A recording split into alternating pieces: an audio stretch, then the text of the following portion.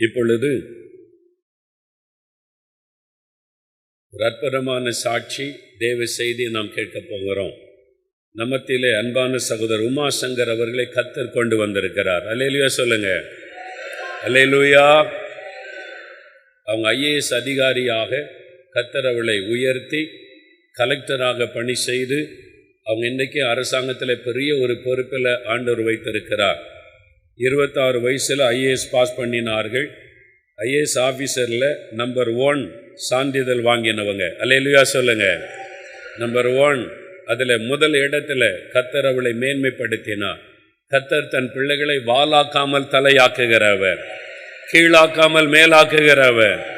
அதற்காக ஆண்டவருக்கு ஸ்தோத்திரம். திருவாரூர் மாவட்டத்தில் அவங்க கலெக்டராக பணி செய்த போது இந்தியாவிலேயே திருவாரூர் மாவட்டத்தை முதல் கம்ப்யூட்டர் மாவட்டமாக மாற்றினவர்கள். இந்தியாவிலேயே ஒரு மாவட்டம் முழுவதும் கம்ப்யூட்டர் மயமாக்கப்பட்டது இவங்க காலத்தில். திருவாரூரில் அவங்க கலெக்டராக இருந்த போது. அல்லேலூயா சொல்லுங்க. கர்த்தர் தன்னுடைய பிள்ளைகளை அற்புதமாய் பயன்படுத்துகிற தேவன். அல்லேலூயா. இதில் கர்த்தர் அவளை உயர்த்தி மேன்மைப்படுத்தி இருக்கிறார். ஒரு தானியலை போல் ஆண்டவர் தெரிந்து கொண்டிருக்கிறார். ஆமேன். அல்லேலூயா. ஆண்டவருக்கு ஸ்தோத்திரம். இன்றைக்கு நம்மத்திலே தன்னுடைய அனுபவத்தோடு ஆண்டோடைய வசனத்தை பகிர்ந்து கொள்ளுவாங்க. கவனமாய் ஆண்டோடைய வார்த்தை கேட்போம், ஆசீர்வதிக்கப்படுவோம். ஒரு பக்கம் அவங்க அரசாங்கத்தில் பெரிய அதிகாரி, அதில் சாட்சியாய் கர்த்தர் வைத்திருக்கிறார். அவங்க எந்த துறையில் இருந்தாலும் நீதியாய், என்னால் தேவனுக்கு நீதி உள்ள தேவனை அவர்கள் பின்பற்றுகிறபடியால் நீதியாய் செயல்படுகிறவர்கள். எந்த மனுஷரை குறித்த பயம் இல்லாதபடி தேவனுக்கு பயந்து நீதியாய் செயல்படுகிறவர்கள். அது மாத்திரம் அடுத்த பக்கத்தில் அவள் ஒரு தேவனுடைய ஊழியக்காரர். அல்லேலூயா சொல்லுங்க. தேவனுடைய ஊழியக்காரர். அல்லேலூயா. கர்த்தர் அவளை வல்லமையாய் பயன்படுத்தி கொண்டு வருகிறார். தேசத்தை குறித்த தரிசனம் உள்ளவர்கள். இந்தியா தேசம் இந்த மக்களை குறித்த பாரமும் தரிசனமும் உள்ளவர்கள். பணக்குடியில் ஞாயிற்றுக்கிழமை திங்கட்கிழமை நாளையும் நாளை மறுநாளும் இரவு 7 மணிக்கு விசேஷித்த நற்செய்தி கூட்டம் பணக்குடியில். வள்ளியூர், பணக்குடி, நாகர்கோவில் ஏரியாவில் இருக்கிற எல்லாரும் இந்த கூட்டத்தில் பங்கு பெற வேண்டும். உங்களுக்கு தெரிஞ்சவங்களெல்லாம் கூட்டிக்கிட்டு போங்க. பாருங்கள், ஒரு IAS அதிகாரி வந்து பேசுகிறாரு, கலெக்டராக இருந்தவர் வந்து பேசுகிறாருன்னு கிறிஸ்தவர் அல்லாதவங்களுக்கு சொல்லி அழைச்சிட்டு போங்க. ஆண்டவர் அதன் மூலம் பெரிய காரியம் செய்வார். 31ஆம் தேதி காலை 10 மணிக்கும் பாளையங்கோட்டையில் இருக்கிற செல்வி கல்யாண மகால். பாளையங்கோட்டையில் உள்ளவங்க, திருநெல்வேலியில் உள்ளவங்க கவனிங்க. 31ஆம் தேதி காலையில் 10 மணிக்கு, காலையிலேருந்து மத்தியானம் வரைக்கும் பாளையங்கோட்டை செல்வி கல்யாண மகாலில் மாணவர்கள் வாலிபர்களுக்காக விசேஷித்த கூட்டம். உங்கள் வாலிப பெண் பிள்ளைகள், வாலிப தம்பிமார் அந்த கூட்டத்துக்கு அனுப்புங்க. செல்வி கல்யாண மகாலில் 31ஆம் தேதி காலை 10 மணிக்கு. அந்த பிரசங்கத்தை கேட்டால் ஒரு சேலஞ்ச். நீங்கள் நிறைய கலெக்டர்கள் நம்ம வாலிபர்கள் எழும்பணும். ஆமேன்னு சொல்லுங்க. IAS IPS அதிகாரிகளாக நம்முடைய வாலிபர்கள், கர்த்தருடைய பிள்ளைகள் எழும்பணும். அது தேசத்தில் பெரிய ஆசீர்வாதத்தை கொண்டு வரும். ஆமேன். அல்லேலூயா. இப்படி நம்முடைய அன்பு சகோதரர் உமாசங்கர் அவர்களுக்காக கர்த்தருக்கு ஸ்தோத்திரம். ஆமேன்.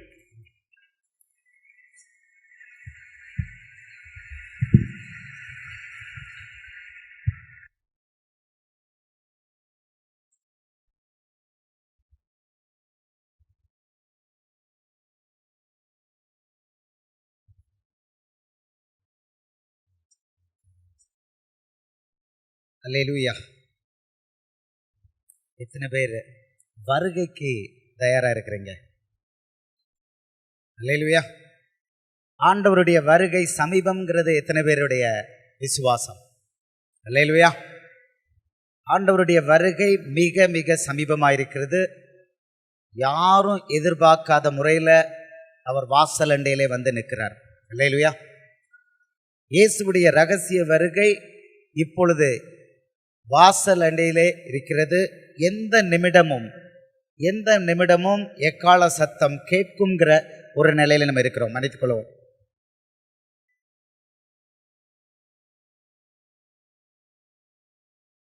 எந்த நிமிடமும் எக்கால சத்தம் கேட்கலாம்ங்கிற ஒரு நிலையில நம்ம வந்து நிற்கிறோம். அல்லேலூயா. எக்கால சத்தம் எனக்கு கேட்கும்னு விசுவாசிக்கிறவர்கள் எத்தனை பேர்? கை வைத்து அல்லேலூயா சொல்ல முடியுமா? அல்லேலூயா. எக்கால சத்தம் இத்தனை பேருக்கு கேட்கும் என்று நாம் விசுவாசிக்கிறோம். ஆனால் வேத வசனம் என்ன சொல்கிறது என்பதை நாம் பார்க்க போகிறோம். ரோமர் 11வது அதிகாரம் 25வது வசனத்தின் 2வது பகுதி. ரோமர் 11:25 2வது பகுதி. புறஜாதியருடைய நிறைவு உண்டாகும் வரைக்கும் இஸ்ரவேலரில் ஒரு பங்குக்கு கடினமான மனதுண்டாயிருக்கும். புறஜாதியாருடைய நிறைவு உண்டாகும் வரைக்கும் இஸ்ரவேலரில் ஒரு பங்குக்கு கடினமான மனதுண்டாயிருக்கும். இது தீர்க்க தரிசனமான ஒரு வசனம். அப்போஸ்தலனாகிய பவுலுக்கு இயேசு ராஜா இந்த தீர்க்க தரிசனத்தை கொடுத்திருக்கிறார். கடைசி நாட்களில் புறஜாதியாருடைய நிறைவு ஏற்படும். இந்தியா ஒரு கிறிஸ்தவ தேசமாக மாறும் என்பதற்கு இங்கு தீர்க்க தரிசனம் உள்ளது. அல்லேலூயா. கையை வைத்து அல்லேலூயா சொல்லுவோமா? அல்லேலூயா. இயேசுவுடைய வருகைக்கு முன்னால இந்தியா போன்ற புறஜாதி நாடுகளில் ஒரு நிறைவு உண்டாகும். இந்த நிறைவு உண்டான பிறகுதான் இஸ்ரவேலர் இயேசுவை மேசியாவாக ஏற்றுக்கொள்வார்கள் என்று இந்த வசனம் சொல்லுகிறது. இந்த நிலையில் இரண்டாவது ஒரு வசனத்தையும் நாம் பார்க்க போகிறோம். கடைசி நாட்களில் இருக்கிறனால இந்த வசனங்கள் நமக்கு மிக மிக முக்கியமானவை. மத்தேயு 25:5 இந்த வசனத்தை நாம் தியானம் பண்ணுவோம். மத்தேயு 25:5 மணவாளன் வர தாமதித்த போது அவர்கள் எல்லாரும் நித்திரை மயக்கமடைந்து தூங்கிவிட்டார்கள். அல்லேலூயா. மணவாளன் வர தாமதித்த போது அவர்கள் எல்லாரும் நித்திரை மயக்கமடைந்து தூங்கிவிட்டார்கள். யார்? 5 புத்தியுள்ள கன்னியர், 5 புத்தி இல்லாத கன்னியர், 10 பேரும். அப்படி என்றால் மணவாட்டி சபையில் நான் இருக்கிறேன், எனக்கு எக்கால சத்தம் கேட்கும் என்று விசுவாசத்தோடு அறிக்கையிடுகிற நம்ம எல்லாரும், உலகம் முழுக்க உள்ள ஆவிக்குரிய சபையில் உள்ள அத்தனை பேரும் ஆண்டவருடைய வருகையின் காலகட்டத்தில் ஆவிக்குரிய தூக்கத்தில் இருப்போம் என்று இயேசுவானவர் இந்த 10 கன்னியர் ஓமையில தெரிவிக்கிறார்.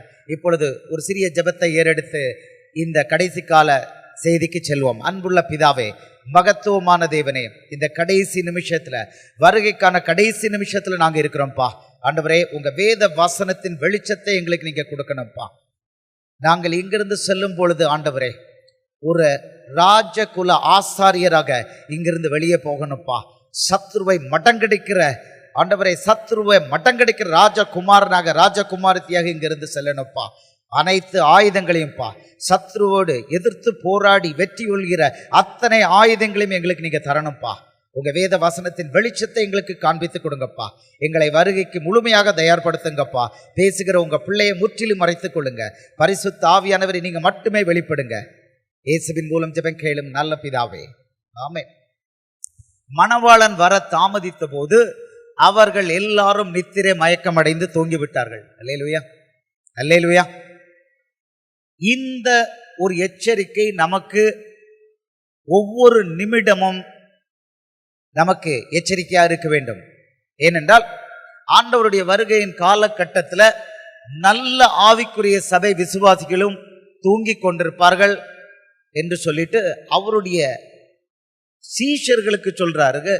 சீஷர்களுக்கு சொல்லும் பொழுது முதல்ல சொல்றாரு, மத்தேயு 24:36 சொல்றாரு, அந்த நாளையும் நாளிகையும் பிதா ஒருவரை தவிர வேறு ஒருவரும் அறியார், தேவதூதர்களும் அறியார்கள் என்று சொல்லிட்டு 44வது வசனத்துல சொல்றாரு, நீங்கள் நினையாத நாளிகையிலே மனுஷகுமாரன் வருவார், ஆதலால் நீங்களும் ஆயத்தமாயிருங்கள் அப்படின்னு சொல்றாரு.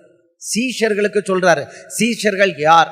இவர்கள் விசுவாசியை விட 3 படி மேலே இருக்கிறவர்கள். விசுவாசி என்பவர் இயேசுவை ஏற்றுக்கொண்டு ஆண்டவருடைய சமூகத்துக்கு ஓடோடி வந்து, அப்பா நான் பாவி, என்னை மன்னிங்க, என்னை மன்னிச்சதுக்காக ஸ்தோத்திரம்னு சொல்லி உள்ள வருகிறவன், இயேசுவை நோக்கி ஓடி வருகிறவன் விசுவாசி. ஆனால் சீஷன் என்பவன் இவன் விசுவாசியிலிருந்து 3 படி மேலே உள்ளவன். விசுவாசியிலிருந்து 3 படி மேலே உள்ளவன் தான் சீஷன். அல்லேலூயா.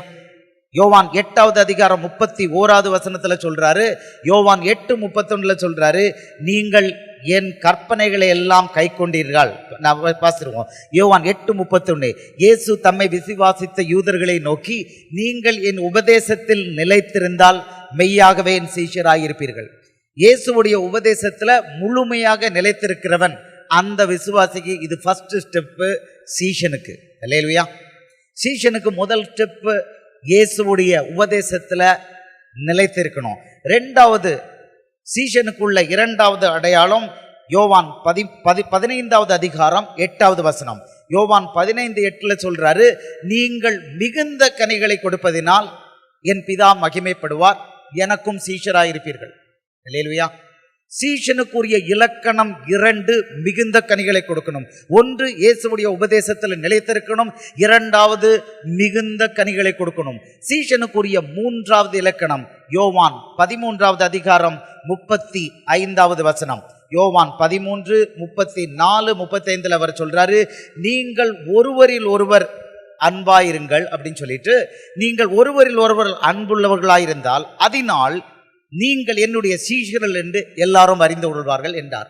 அல்லேலூயா. சீஷனுக்கு, விசுவாசியிலிருந்து சீஷனுக்கு 3 இலக்கணங்கள். விசுவாசியிலிருந்து சீஷனுக்கு 3 இலக்கணங்கள். இலக்கணம் நம்பர் 1, இயேசுவுடைய உபதேசத்தில் நிலைத்திருக்க வேண்டும். இரண்டாவது, இயேசுவுக்கு பரலோக ராஜ்யத்துக்கு மிகுந்த கனிகளை கொடுக்கணும். கொஞ்ச நஞ்சன்ல மிகுந்த கனிகளை கொடுக்கணும். மூன்றாவது, இயேசுவை போல மற்றவர்கள் மேல நம்ம அன்பு காமிக்கும் பொழுது அதை பார்க்கிற புறஜாதியார் இவர்கள் இயேசுவுடைய சீஷர்கள் என்று நம் நிமித்தம் இயேசுவை ஏற்றுக்கொள்ள வேண்டும். கையை வைத்து அல்லேலூயா சொல்லுவோமா? அல்லேலூயா. இந்த சீஷர்களை பார்த்து ஆண்டவர் சொல்றாரு, யோவான் 24:44 சொல்றாரு, சீஷர்களே, நீங்களும் நினையாத நாளிகையில் மனுஷகுமாரன் வருவார். விசுவாசி அல்ல, விசுவாசி 3 படி கீழே இருக்கான். 3 படி கீழே இருக்கான். சீஷன் 3 படி மேல இருக்கான். இயேசுவுடைய கேரக்டரிஸ்டிக் குணாதிசயத்துக்கு மிக அருகில் இருப்பவன் சீஷன். இந்த சீஷனுக்கே இயேசுவுடைய வருகை தெரியாது.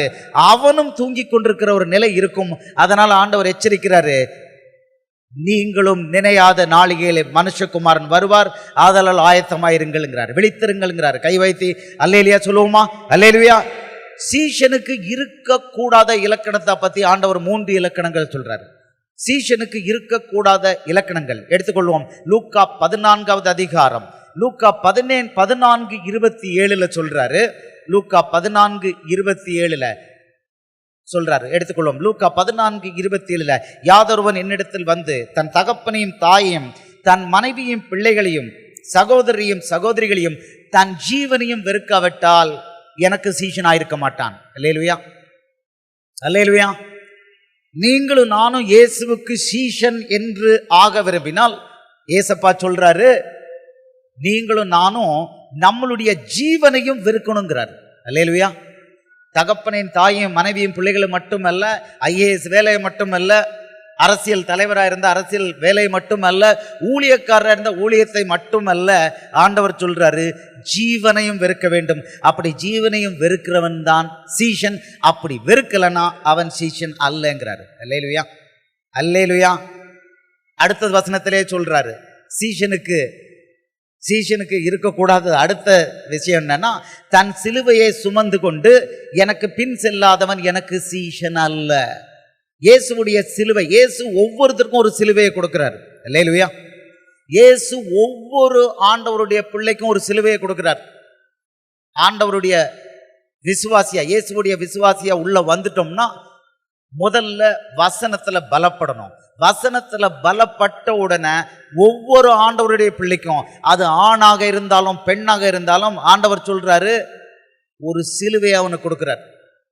ஒரு சிலுவை அவனுக்கு கொடுக்கிறாரு. கிறிஸ்தவனே, கிறிஸ்தவ சகோதரியே, சிலுவை, இயேசுவுடைய சிலுவை உன்கிட்ட இருக்கா? இருக்கு. ஆண்டவர் கொடுத்திருக்கிறார். ஆண்டவர் கொடுத்திருக்கிறாரு. அந்த சிலுவையை எடுத்துக்கொண்டு அவருக்கு பின் செல்ல மாட்டோம்னு சொன்னா ஆண்டவர் சொல்றாரு, நமக்கு சீஷனுக்குரிய இலக்கணம் கிடையாது. அல்லேலூயா. கிறிஸ்துவங்கிறது சாதாரணமான ஒரு விஷயம் அல்ல. கிறிஸ்துவங்கிறது ஒரு சாதாரணமான விஷயம் அல்ல. பாவ மன்னிப்பு இலவசம். ரோமர் 10வது அதிகாரம் 9-10 வசனங்கள்ல இயேசுவை இரட்சகர் என்று அறிக்கையிட்டு, அவர் ஜீவனுள்ள தேவன், எனக்காக உயிரை கொடுத்தாரு, என் பாவத்துக்காக உயிரை கொடுத்தாருன்னு சொல்லி அவரை ஏற்றுக்கொண்டால் நாம் ரட்சிக்கப்படுகிறோம். பாவத்திலிருந்து மன்னிப்பு பெறுகிறோம். அது இலவசம். பாவ மன்னிப்புக்கான அத்தனை வேலைகளையும் இயேசுவானவர் சிலுவையில அதற்கான விலையை கொடுத்து விட்டார். It's a finished job. சிலுவையில இயேசு முற்றிலும் ரட்சிப்புக்கான அத்தனை வேலைகளையும் பாடுகளையும் அவர் சிலுவையில பட்டுவிட்டார். ரட்சிப்புக்காக வேற எதுவும் செய்ய வேண்டியதில்லை. அதனால இயேசுவை நோக்கி நம்ம கெஞ்சும் பொழுது, அப்பா நான் பாவி, நீங்க தான் மெய்யான ரட்சகர், நீங்க என் பாவத்துக்காக உலகத்துக்கு வந்து மனுஷகுமாரனாக உலகத்துக்கு வந்து சிலுவையில் உங்க உயிரை என் பாவத்துக்காக கொடுத்தீங்க, அதை நான் ஏற்றுக்கொள்கிறேன், விசுவாசிக்கிறேன். நீங்க 3ஆம் நாள் உயிர் தெளிந்து இன்னைக்கும் உயிரோடு இருக்கீங்கன்னு நான் விசுவாசிக்கிறேன் சொன்னா போதும். சொன்ன மாத்திரத்துல இலவசமாக பாவ மன்னிப்பு கிடைக்கு. பாவ மன்னிப்பு பெற்ற எல்லாரும் கை வைத்து அல்லேலூயா சொல்லுவோமா? அல்லேலூயா. நீங்களும் நானும் இயேசுவை இப்படி ஏற்றுக்கொண்டு பாவ மன்னிப்பு பெற்று தான் உலகத்துக்கு இங்க வந்திருக்கோம். ஆனால் பரலோகம் போகணும்னா தயவு செய்து புரிஞ்சுக்கோங்க, பரலோகம் போகணும்னா அதுக்கு சில வழிமுறைகள் இருக்குது. பரலோகம் போறது இலவசம் கிடையாது. பரலோகம் போறது இலவசம் கிடையாது. யாராவது நினைச்சு இலவசமா பரலோகம் போயிடலாம் அப்படின்னு நினைச்சா ஆண்டவர் சொல்றாரு, நோ நோ நோ, கிடையாது, இலவசம் இல்லை. இதை பார்ப்போம். சீஷனுக்கு கடைசி ஒரு இலக்கணம் ஆண்டவர் சொல்றாரு. அதை பார்த்துட்டு பரலோகத்துக்கு போறக்கூடிய என்ன வேலைகள் அப்படிங்கறத நம்ம பார்ப்போம். அவர் சொல்றாரு 14வது அதிகாரம் 33வது வசனத்துல சொல்றாரு, அப்படியே உங்களில் எவனாயிலும் தனக்கு உண்டானவைகள் எல்லாம் வெறுத்து விடவிட்டால் அவன் எனக்கு சீஷனா இருக்க மாட்டான். ஒரே அதிகாரத்துல, லூக்கா 14வது அதிகாரத்துல சீஷனுக்கு இருக்கக்கூடாத 3 இலக்கணங்களை சொல்றாரு. யோவான்ல 3 வசனங்கள்ல சீஷனுக்கு இருக்க வேண்டிய இலக்கணங்களை சொல்றாரு. அல்லேலூயா. நீங்களும் நானும் இயேசுவை ஏற்றுக்கொண்டு பாவ மன்னிப்பு பெற்று அவருடைய காணியாட்சிக்குள்ள வந்த பிறகு நீங்களும் நானும் சீஷன் என்ற லெவலுக்கு நம்மளை உயர்த்த வேண்டும். அல்லேலூயா, அல்லேலூயா. வெறும் விசுவாசியா இருந்தா காணாது. இன்னைக்கு அநேகர் இயேசுவுக்கு விசுவாசிகளாக இல்ல, சபைக்கு விசுவாசியா இருக்காங்க, ஒரு மனுஷனுக்கு விசுவாசியா இருக்காங்க, மனுஷிக்கு விசுவாசியா இருக்காங்க, இல்லைன்னா ஊழியத்துக்கு விசுவாசியா இருக்காங்க. ஆண்டவர் சொல்றாரு, இயேசுவுக்கு மட்டும்தான் நீங்களும் நானும் விசுவாசி. அது என்ட்ரி லெவல். அந்த என்ட்ரி லெவல் இருந்து மேல வரணும், ஒரு லெவலா மேல வரணும். ஆண்டவர் அந்த பொறுப்பை கொடுத்திருக்கிறாரு. அந்த பொறுப்பை எந்தெந்த பிள்ளைலாம் செய்தோ அந்த பிள்ளைக்கு தான் பரலோகம் திறந்திருக்கு. அல்லேலூயா, அல்லேலூயா. பரலோகம் என்பது இலவசம் அல்ல. பரலோகம் என்பது இலவசம் அல்ல. 3 விதமான பரிசு பொருட்களை நீங்களும் நானும் பரலோக ராஜாவுக்கு கொண்டு போகணும். 3 விதமான பரிசு பொருட்களை ஆண்டவர் இங்க வேதாகமத்தை சொல்றாரு. மத்தேயு 2வது அதிகாரத்துல வான சாஸ்திரிகள் போய் இயேசுவை போய் பார்க்கறாங்க.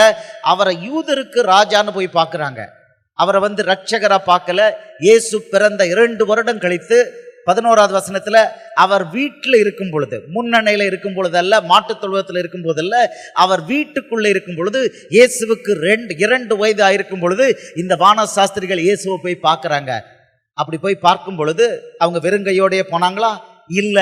வேதம் சொல்லுது, 11வது வசனத்துல சொல்லுது, மத்தேயு 2:11 சொல்லுது, அவர்கள் பிள்ளையும் அதன் தாயாகிய மரியாளையும் கண்டு சாஷ்டாங்கமாய் விழுந்து அதை பணிந்து கொண்டு தங்கள் பொக்கிஷங்களை திறந்து பொன்னையும் தூப வர்க்கத்தையும் வெள்ளை போலத்தையும் அதற்கு காணிக்கையாக வைத்தார்கள்.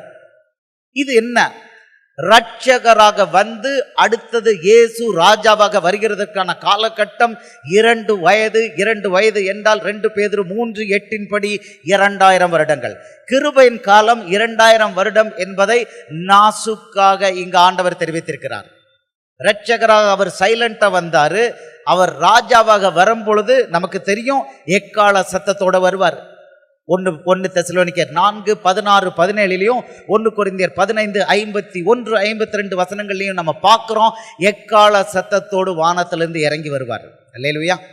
அப்படி அவர் இறங்கி வரும் பொழுது பூமியில கால் பதிக்க மாட்டாரு, மத்திய ஆகாயம் வரைக்கும் வருவாரு. மத்திய ஆகாயத்து வரைக்கும் வர்ற அந்த ராஜாவை நீங்களும் நானும் எதிர்கொண்டு போக புறப்படணும். அல்லேலூயா. பாதி தூரத்துக்கு நீங்களும் நானும் பறந்து போகணும். பாதி தூரத்துக்கு நீங்களும் நானும் பறந்து போகணும்னா நமக்குள்ள 3 விதமான பரிசு பொருட்கள் இருக்கணும். அதைத்தான் இங்க சொல்றாரு. 1 பொன், 2வது தூப வர்க்கம், 3வது வெள்ளை போலம். பொன் என்றால் கனி, ஆத்துமாக்கள். ஆத்துமாக்கள் இல்லாம யாராவது பரலோக ராஜ்யம் போகணும்னு நினைச்சா சகோதரனே சகோதரியே அங்க கதவை அடைச்சிருவார். ஆண்டவர் என்ன சொல்லி இருக்கிறாரு? ஒரு முக்கியமான கட்டளை அவர் பிள்ளைகளுக்கு போட்டிருக்கிறாரு.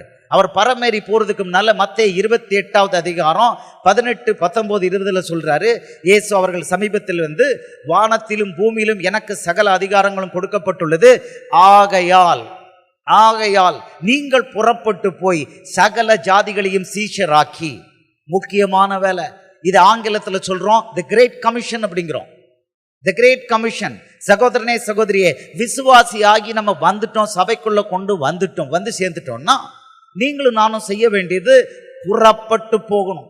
புறப்பட்டு போய் என்ன பண்ணணும்? சகல ஜாதிகளையும் சீஷராக்கணும். இயேசுவுக்கு சீஷராக்கி பிதா குமாரன் பரிசுத்தாவின் நாமத்துல ஞானஸ்நானம் கொடுத்து இயேசு நமக்கு என்னெல்லாம் கற்றுக் கொடுத்துருக்கிறாரோ அதையெல்லாம் அவர்கள் பின்பற்ற செய்யணும்.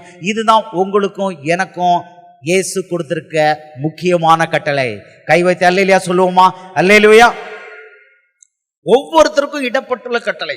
இன்றைக்கு கோடிக்கணக்கான இந்து சகோதர சகோதரிகள், முகமதிய சகோதர சகோதரிகள், ரோமன் கத்தோலிக்க சகோதர சகோதரிகள், புத்தர்கள், சீக்கியர்கள், கடவுளே இல்லைன்னு சொல்ற அத்தனை பேர் நரகத்துக்கு போய் கொண்டிருக்கிறாங்க. இதுக்கு நமக்கு இதுல மனசுக்கு வருத்தமா இல்லையா? இயேசு ஒவ்வொரு தினமும் அழுது கொண்டிருக்கிறார், ஒவ்வொரு நிமிடமும் அழுது கொண்டிருக்கிறார். அவர் நமக்கு சந்தோஷத்தை கொடுத்துட்டு அவர் அழுது கொண்டிருக்கிறார். யோவான் 14:27 சொல்றாரு, என்னுடைய சமாதானத்தை உங்களுக்கு நான் தருகிறேன், உலகம் கொடுக்கிற பிரகாரமாக நான் உங்களுக்கு கொடுக்கிறதில்லை, உங்கள் இருதயம் கலங்காமலும் பயப்படாமலும் இருப்பதாக. அவருடைய பரலோக சமாதானத்தை உங்களுக்கும் எனக்கும் கொடுத்துட்டு அவர் அழுதுகிட்டு இருக்கிறாரு. ஏன்னா அவருடைய பிள்ளைகள். நீங்களும் நானும் நினைச்சுக்கிட்டோம் நீங்க மட்டும்தான் அவருடைய பிள்ளைகள். இல்ல, ஒவ்வொரு மனுஷியும் சிருஷ்டித்த கர்த்தர் அவர் ஒருவரே. கை வைத்து அல்லேலூயா சொல்லுவோமா? அல்லேலூயா. ஒரே ஒரு சிருஷ்டி கர்த்தர், ஒரே தேவன். எபேசியர் 4:6 பார்க்கும், ஒரே தேவன், ஒரே சிருஷ்டி கர்த்தர் தான். அவங்களுக்கு வெளியில இருக்கிறாரு, உங்களுக்கு எனக்கும் எபேசியர் 4:6 படி உள்ள வந்திருக்கிறாரு. பரிசுத்த ஆவியானவரை உள்ள இருக்கிறாரு. அவர்களும் அவருடைய பிள்ளைகள். அவர்கள் அத்தனை பேரும் நரகத்துக்கு போய்கிட்டு இருக்காங்க. ஆனா நீங்களும் நானும் என்ன லெவல்ல இருக்கிறோம்? இயேசு சொல்கிறார், மத்தேயு 25:5 சொல்றாரு, நீங்களும் நானும் அவர்கள் அழிந்து கொண்டிருப்பதை பார்த்து கொண்டு தூங்கி கொண்டிருப்போம்னு சொல்றாரு. கடைசி நாட்களில் எந்த அளவுக்கு தூங்கி கொண்டிருப்போம்? நமக்கு கொடுத்திருக்கிற பொறுப்பை அறியாமல் தூங்கி கொண்டிருப்பாங்கிறார். என்ன பொறுப்பு? சகல ஜாதிகளையும் சீஷராக்கணும். அல்லேலூயா, அல்லேலூயா.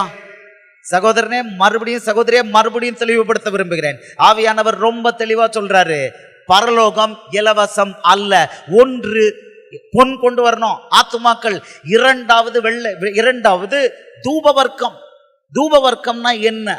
தூபவர்க்கம் வெளிப்படுத்தல் 5வது அதிகாரம் 8வது வசனத்துல பாத்தீங்கன்னா, வெளிப்படுத்தல் 5வது அதிகாரம் 8வது வசனம் சொல்லுது, பரிசுத்தவான்களுடைய ஜெபம் என்ற தூபவர்க்கம். இந்த பரிசுத்தவான்களுடைய ஜெபம் என்ற இந்த தூபவர்க்கம் உங்கள்கிட்டையும் என்கிட்டையும் இல்லைன்னா பரலோக ராஜ்யத்துக்கு போறது கஷ்டம். அல்லேலூயா.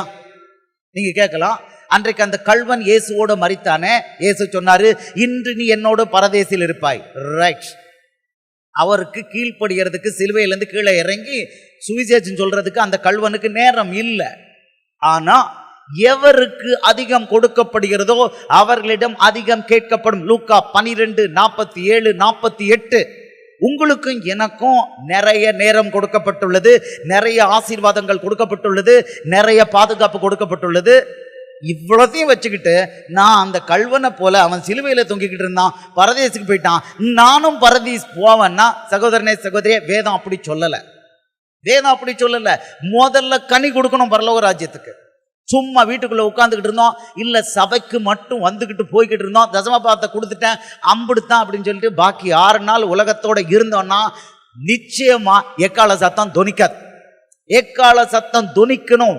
1 கொரிந்தியர் 15:51-52 எக்காலம் தொனிக்கும், அப்பொழுது நாம் மறுரூபமாவோம்.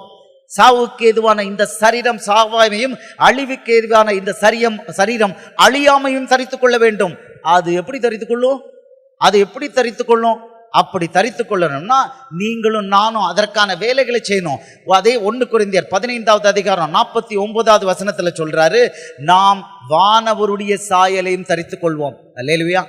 ஒரு நொடி பொழுதுல எக்கால சத்தம் தொனித்த உடனே வானவருடைய சாயலை தரித்துக் கொள்வோம்னு இந்த வேதம் சொல்லுது. 1 யோவான் 3வது அதிகாரம் 2வது வசனத்துல யோவான் சொல்றான், பிரியமானவர்களே, படிச்சிருவோம் வசனத்தை படிச்சிருவோம். 1 யோவான் 3:2 பிரியமானவர்களே சொல்லி ஆரம்பிக்கிறான். 3:2 பிரியமானவர்களே, இப்பொழுது தேவனுடைய பிள்ளைகளாய் இருக்கிறோம், இனி எவ்விதமாய் இருப்போம் என்று இன்னமும் வெளிப்படவில்லை.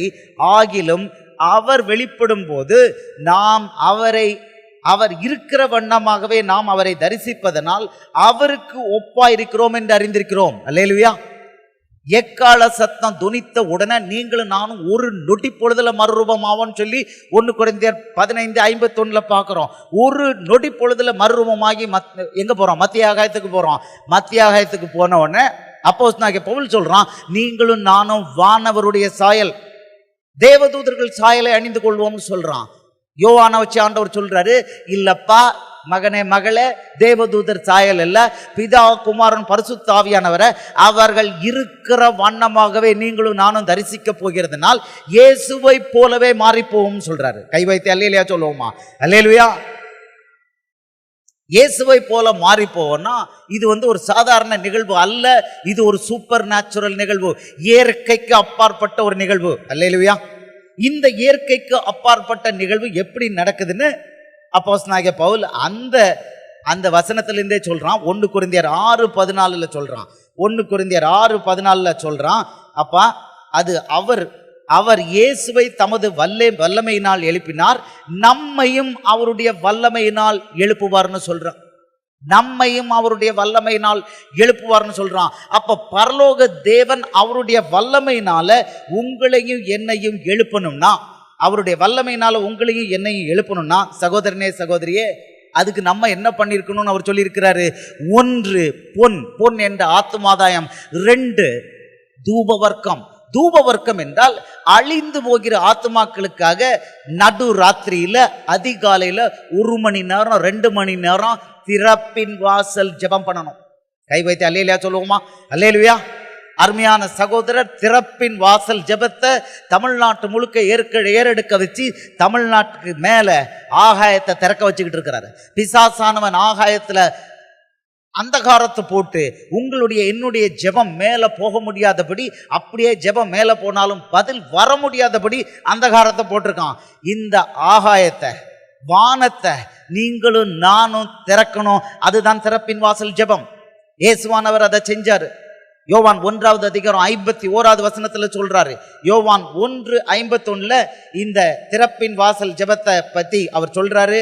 யாருக்கு? நத்தானியலுக்கு சொல்றாரு, அப்பா நத்தானியலே, பின்னும் அவர் அவனை நோக்கி, வானம் திறந்திருக்கிறதையும் தேவதூதர்கள் மனுஷகுமாரனிடத்திலிருந்து ஏறுகிறதையும் இறங்குகிறதையும் நீங்கள் இது முதல் காண்பீர்கள் என்று மெய்யாகவே உங்களுக்கு சொல்லுகிறேன். அல்லேலூயா, அல்லேலூயா. நீங்களும் நானும் வானத்தை திறக்கணும். வானம் திறந்து இல்ல, பிசாசானவன் ரெண்டாவது வானத்துல இருக்கான், அவன் பாதாளத்திலையும் இருக்கிறான். என்னுடைய ஜெபத்தை மேல போக விடாதபடி தடுக்கிறான். அப்படியே மேல போனாலும் தேவதூதன் அதற்கு பதில் கொண்டு வர முடியாதபடி தடுக்கிறான். அல்லேலூயா, அல்லேலூயா. தானியேல் புஸ்தகத்துல பார்க்கிறோம், 21 நாள் தானியேலுக்கு வரக்கூடிய செய்தியை அந்த தேவதூதனை பிசாசானவன் தடுத்தான்கிறத பார்க்கிறோம். ஆண்டவர் இங்க ஒரு ரகசியத்தை கொடுத்திருக்கிறாரு. நீங்களும் நானும் திறப்புல நின்று எவ்வளவு நேரம் ஜெபம்? அநேக கிறிஸ்தவர்கள்ட்ட கேட்டா என்ன ஜெபம் சொல்லுவாங்க? எவ்வளவு நேரம் ஜெபம் பண்றீங்கன்னு கேட்டா 5 நிமிஷம், 10 நிமிஷம். 10 நிமிஷத்துல 2 கொட்டாவி விட்டுருப்பீங்க. அப்படித்தான் 10 நிமிஷத்துல 2 கொட்டாவி விட்டுருப்பீங்க. ஒரு சாப்பாடு சாப்பிடும் பொழுது முதல்ல ஒரு சூப் குடிப்போம், ஸ்டார்டர்ஸ். அந்த சூப் குடிக்கிறதுக்கு கூட 15 நிமிஷம் எடுப்போம். 15 நிமிஷம் ஜஸ்ட் ஸ்டார்டிங் பாயிண்ட் தான். அல்லேலூயா, இயேசுவே உம்மை மகிமைப்படுத்துறேன், உளையான சேற்றிலிருந்து என்னை காப்பாற்றி கொண்டீங்க, அக்கிரமத்தினாலும் பாவத்தினாலும் மரித்து கிடந்த என்னை நீங்க உயிர்ப்பித்தீங்க, இயேசுவே நரகத்துக்கு போய்கிட்டு இருந்த என்னை நீங்க காப்பாத்துங்க. இது சொல்றதுக்கே 10-15 நிமிஷம் ஆயிடும். இது சொல்றதுக்கு 10-15 நிமிஷம் ஆயிடும். இவங்க ஜெபம் பண்றது 5 நிமிஷம் 10 நிமிஷமா. அல்லேலூயா, அல்லேலூயா. இவங்களுக்கே ஜெபம் பண்ணாத போது இவங்க எங்கிருந்து திறப்பின் வாசல் ஜெபம் பண்ணுவாங்க? சகோதரனே சகோதரியே, உங்களுக்கும் எனக்கும் ஆண்டவர் கொடுத்திருக்க அழைப்பு என்ன தெரியுமா? அவருடைய மகனாக, அவருடைய மகளாக, அவர் ராஜாவுடைய பிள்ளையாக, பிரதான ஆசாரியனுடைய பிள்ளையாக நம்மளை தெரிந்தெடுத்திருக்கிறார். அல்லேலூயா. அவரை போல அவருக்கு பிரதான ஆசாரியனுடைய அழைப்பு, அவருக்கு ராஜாவுடைய அழைப்பு. எபிரேயர் 7வது அதிகாரத்தில் நம்ம பார்க்கிறோம், அவர் பரலோகத்தில் எப்படி உட்கார்ந்திருக்கிறாரு? ராஜாவாகவும் என்றும் மாறாத பிரதான ஆசாரியரமா உட்கார்ந்திருக்கிறார். உங்களை என்னை எப்படி அழைச்சிருக்கிறாரு? உங்களை என்னை முதல்ல அழைக்கும் போது கலாத்தியர் 4:6 சொல்றாரு, அப்பா பிதாவே என்று கூப்பிடக்கூடிய புத்திர சுவிகார ஆவியை நமக்குள்ள வைக்கிறாரு. ரைட், அது விசுவாசிங்கிற லெவல், அது விசுவாசிங்கிற லெவல். அடுத்த லெவல்ல ஆண்டவர் என்ன சொல்றாரு? ரோமர் 8வது அதிகாரம் 14வது வசனத்துல சொல்றாரு, ரோமர் 8:14, எவர்கள் தேவனுடைய ஆவியினாலே நடத்தப்படுகிறார்களோ அவர்கள் தேவனுடைய புத்திரர்கள் எனப்படுவார்கள். முத பிள்ளை சுதந்திரவாளி ஆறதுக்கு. அப்போ 2வது லெவல் அவருடைய சுதந்திரத்துக்கு பாக்கியவானாகணும். அவருடைய சுதந்திரத்துக்கு பாக்கியவான யார் ஆகிறார்? வெளிப்படுத்தல் 3வது அதிகாரம் 21வது வசனத்துல இந்த சுதந்திரத்துக்கு யார் பாக்கியமானவங்கன்னு சொல்றாரு.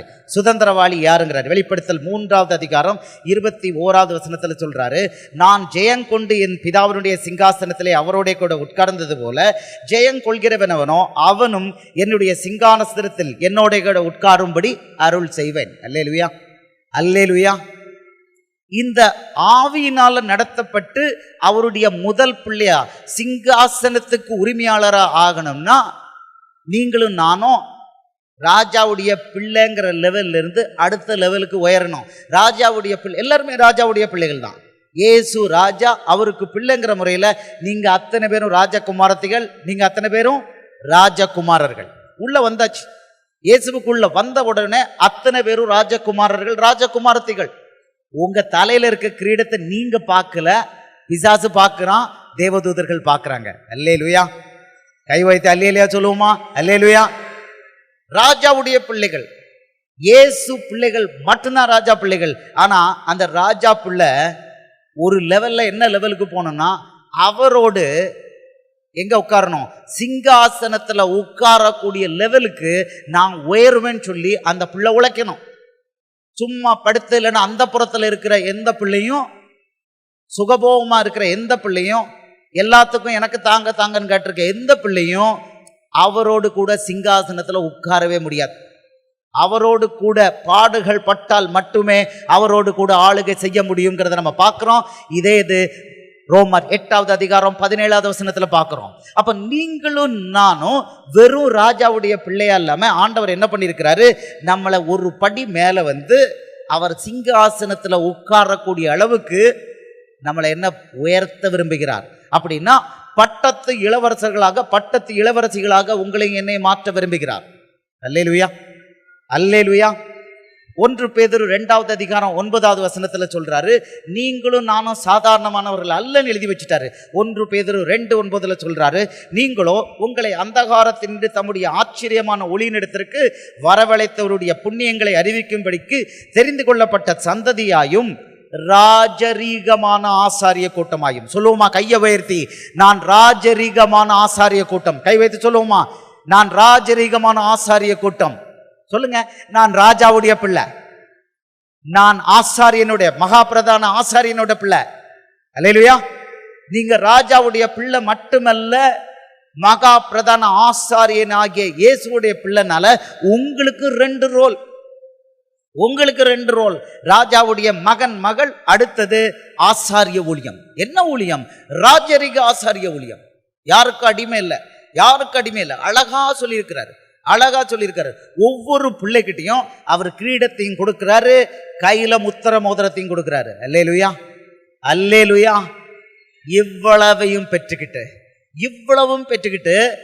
இந்த பிள்ளை அந்த வேலையை பண்ணாம இருந்துட்டு பரலோக ராஜ்யத்துக்கு போகணும்னு நினைச்சா, ஐ எம் சாரி, இந்த வேதாகமம் சொல்லுது அப்படிப்பட்டவர்களுக்கு பரலோக ராஜ்யம் கிடையாது. அப்படிப்பட்டவர்களுக்கு பரலோக ராஜ்யம் கிடையாதுன்னு வேதம் தெளிவா சொல்லுது. மத்தேயு 7:13-14, மத்தேயு 7:13-14 ரொம்ப தெளிவா சொல்றாரு, இடுக்கமான வாசல் வழியே பிரவேசியுங்கள், இடுக்கமான வாசல் வழியே பிரவேசியுங்கள் சொல்லிட்டு பார்த்துருவோம். மத்தேயு 7:13-14.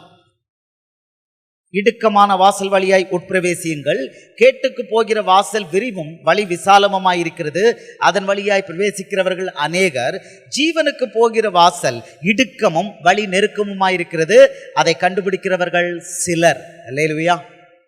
இதை சொல்லிட்டு நல்லா புரிஞ்சுக்கோங்க, இது வெளியில் உள்ள ஆட்களில் மட்டும் இல்லை, இது வெளியில் உள்ள ஆட்களுக்கு மட்டுமல்ல, சபை விசுவாசிகள் 25 வருஷம் 30 வருஷம் 40 வருஷம் சபை விசுவாசிகளுக்கும் இது பொருந்தும். அவர்கள் சபைக்கு வரலாம், தசமபாகம் காணிக்கை கொடுக்கலாம், அந்நிய பாஷையை கூட பேசலாம். ஆனால் அவர்கள் ஜீவனுக்கு போகிற பாதையை அறியாமல் கேட்டுக்கு போகிற பாதையில போய் கொண்டிருக்கலாம். அல்லேலூயா, அல்லேலூயா.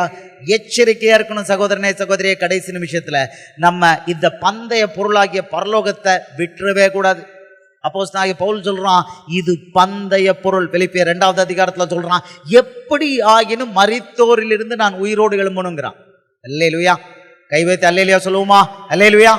நான் மரித்தோரிலிருந்து கண்டிப்பா உயிரோடு எழும்பணும்னு சொல்றவங்க 2 அல்லேலூயா போடுவோமா? அல்லேலூயா, அல்லேலூயா.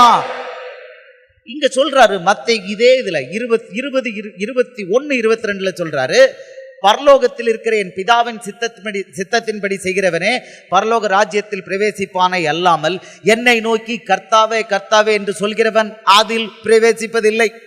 இது யாருக்கு? விசுவாசிக்கு. இது விசுவாசிக்கு.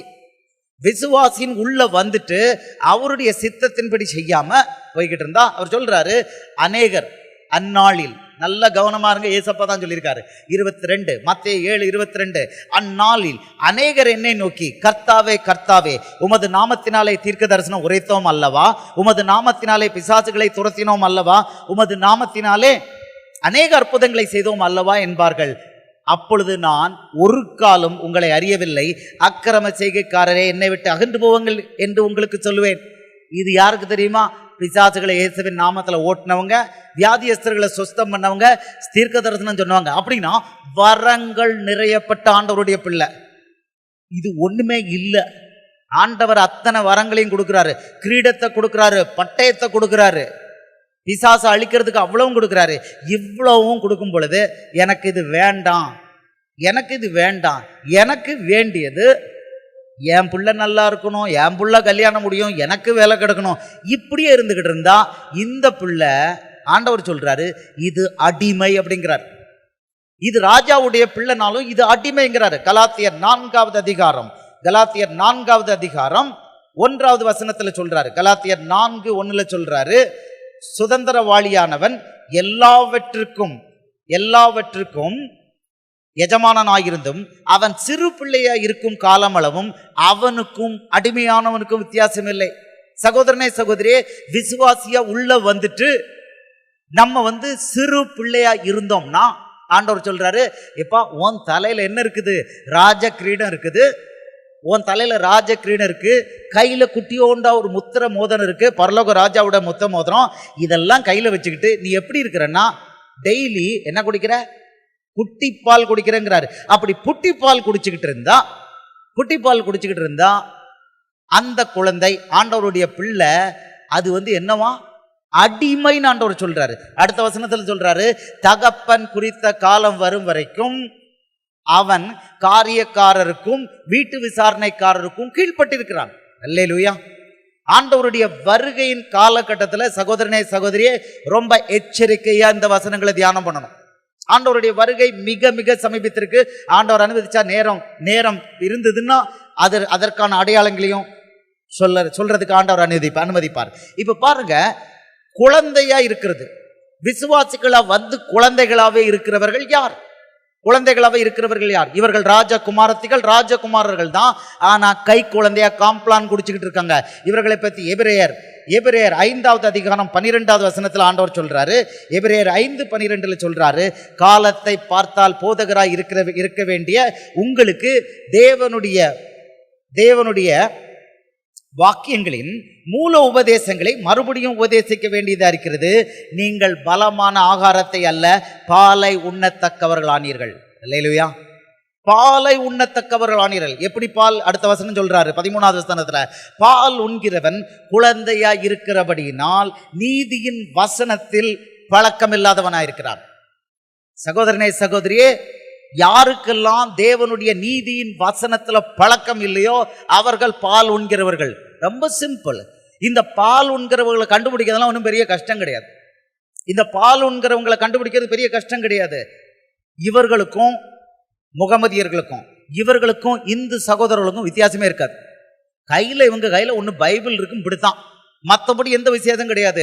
இவங்க ஜெபம் பண்ணாங்கன்னா எப்படி நம்ம இந்து சகோதரிகள் ஜெபம் பண்றாங்களோ, அப்பா எனக்கு வீட்டை தாங்க, வாசலை தாங்க, என் பிள்ளைக்கு நல்ல மாப்பிள்ளையை தாங்க, பொண்ணை தாங்க, அல்லேலூயா, இதுதான் எனக்கு என் குடும்பத்துக்கு, இப்படித்தான்.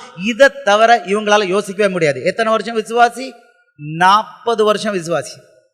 40 வருஷம் ஒரு குழந்தை பால் குடிச்சுக்கிட்டே இருந்ததுன்னா அந்த குழந்தை என்ன சொல்வீங்க?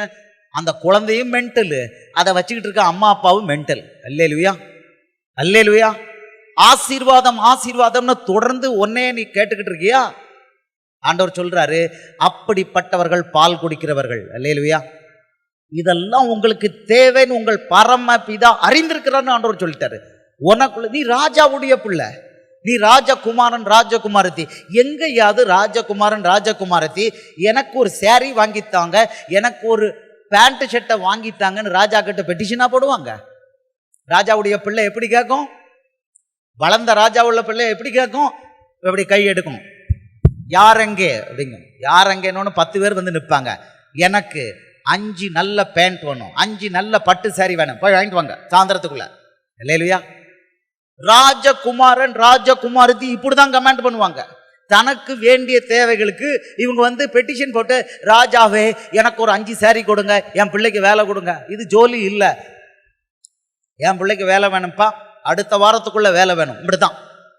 ஆனா இந்த ராஜாவுடைய பிள்ளை என்ன பண்ணும்? ராஜ்ய பாரத்தை பலப்படுத்தும். முதல்ல முட்டுக்கு முட்டு தோள் கொடுத்து ராஜாவோடு ராஜ்ய பாரத்தை பலப்படுத்தும். அடுத்தது ராஜா யுத்தத்துக்கு போனார்னா கூட போகும்.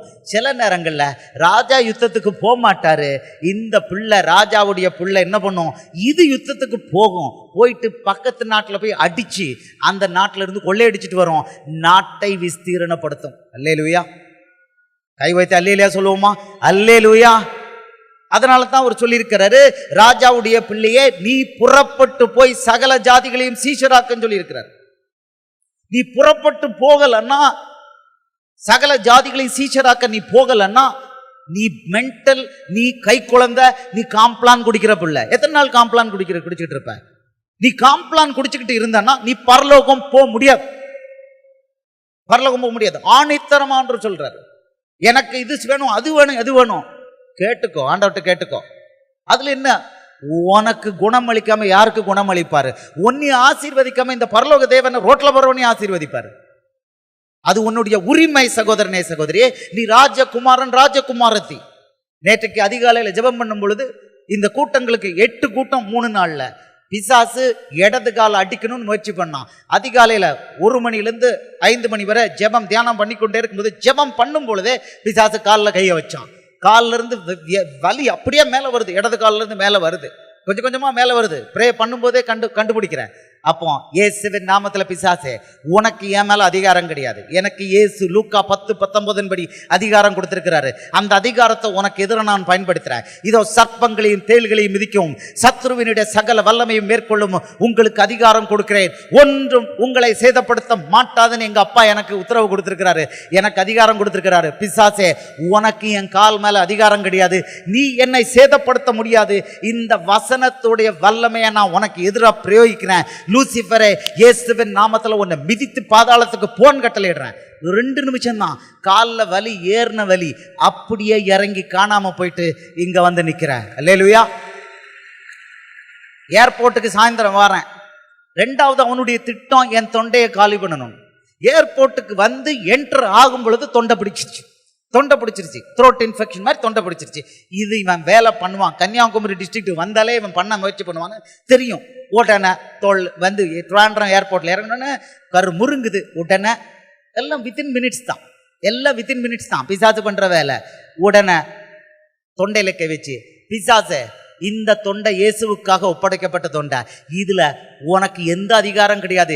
இயேசுவின் பரிசுத்த ரத்தத்தை இந்த தொண்டையில நான் தெளிக்கிறேன். Get out in the name of Jesus, get out in the name of Jesus. தொண்டை சரியா போயிட்டு.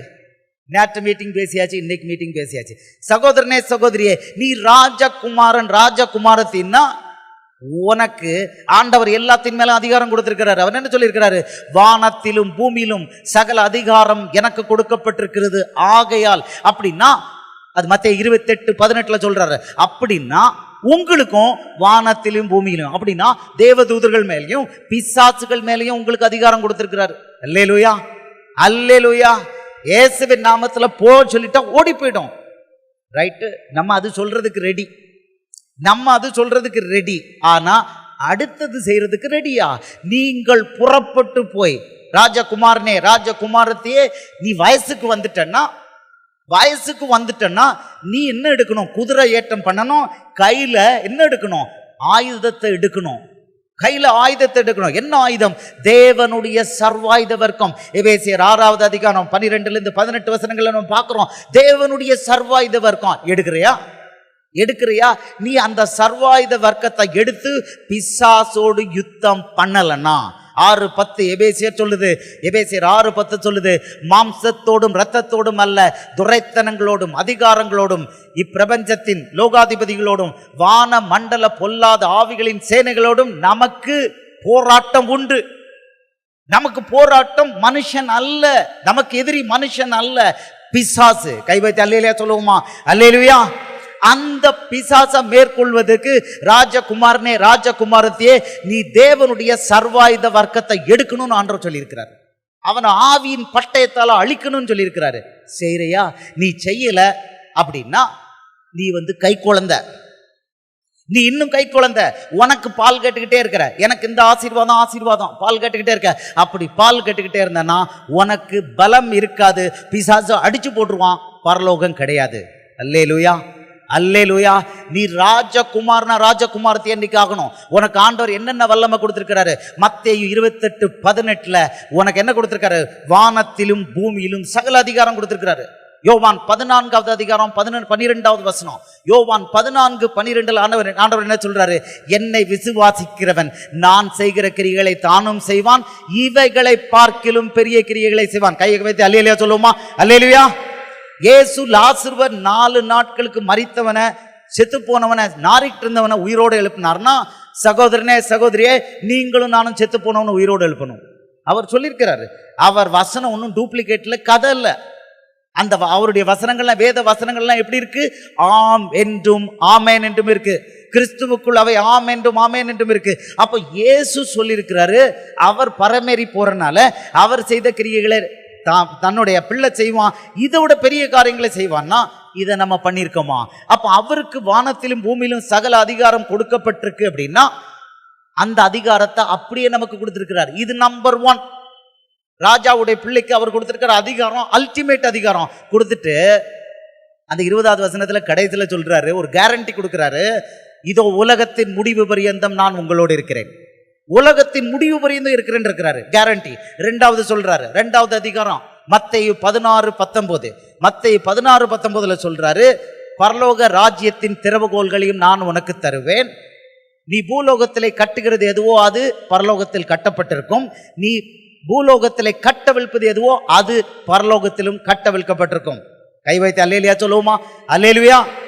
ராஜகுமாரனுக்கு ராஜகுமாரத்துக்கு ஆண்டவர் கொடுத்திருக்கிற 2வது அதிகாரம் பரலோகத்தின் திறவுகோல்கள்.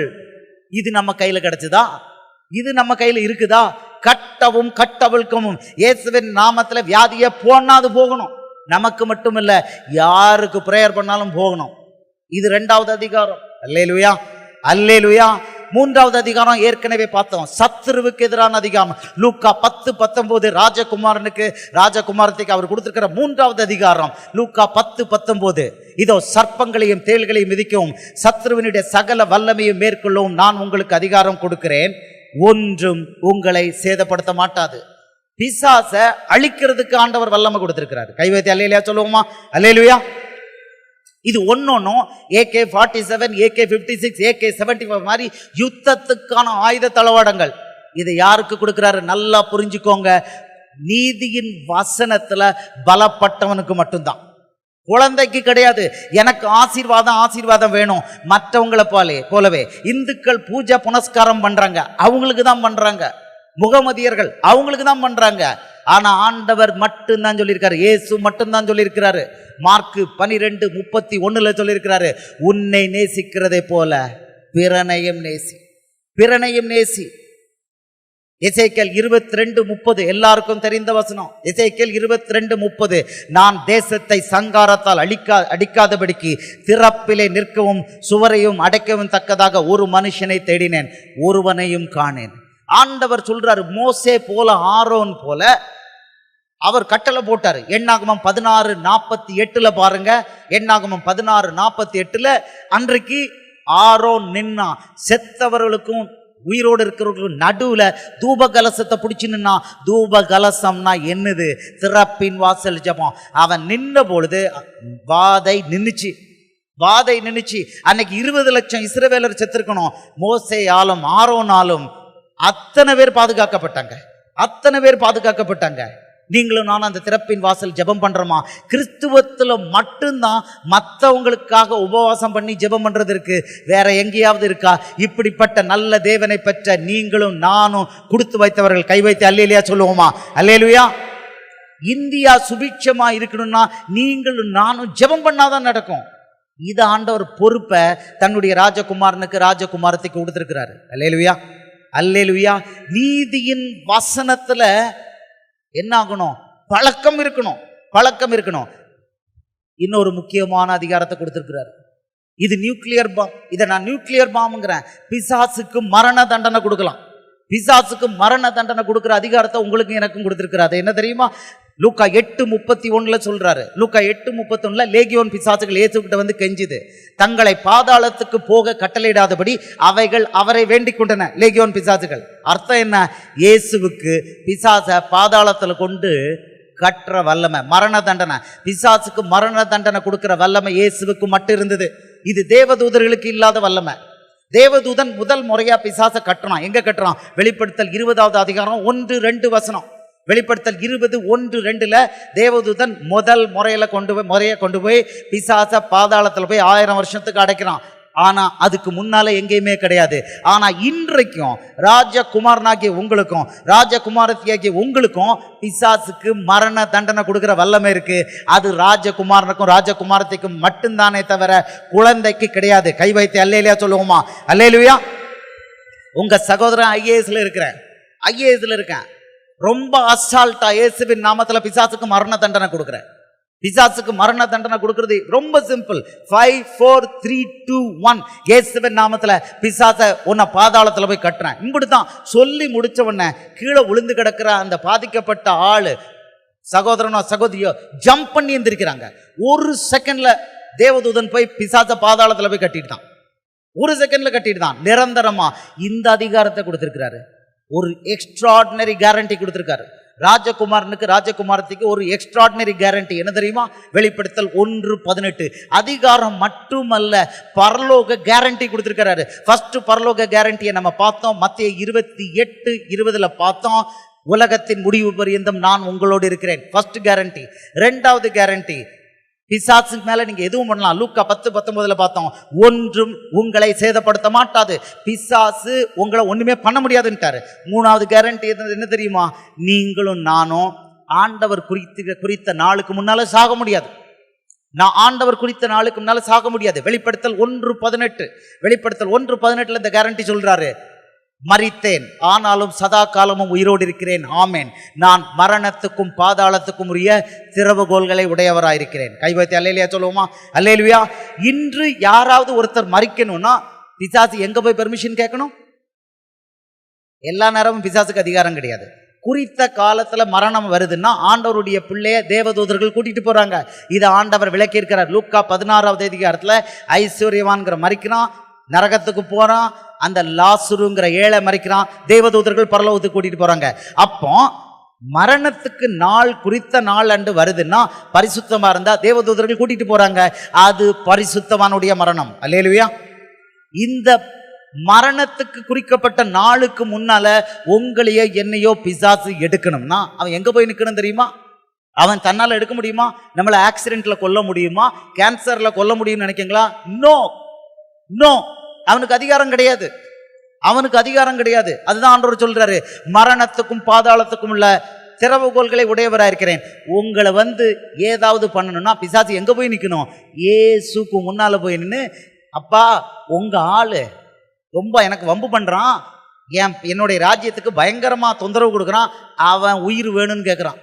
உங்க சகோதரனை குறித்து கடைசி கால ஊழியம் பண்றதுனால போய் நிக்கிறான் பிசாசு. லூசிபர் தேவ சமூகத்துல போய் நிக்கிறான், இவன் உயிர் வேணும்னு. ஏசப்பா சிரிக்கிறாரு, அவர் சொல்றாரு, மகனே உன் கடைசி நாள் வரைக்கும் உன்னைய நான் பிசாசுக்கிட்ட கொடுக்க மாட்டேங்கிறார்.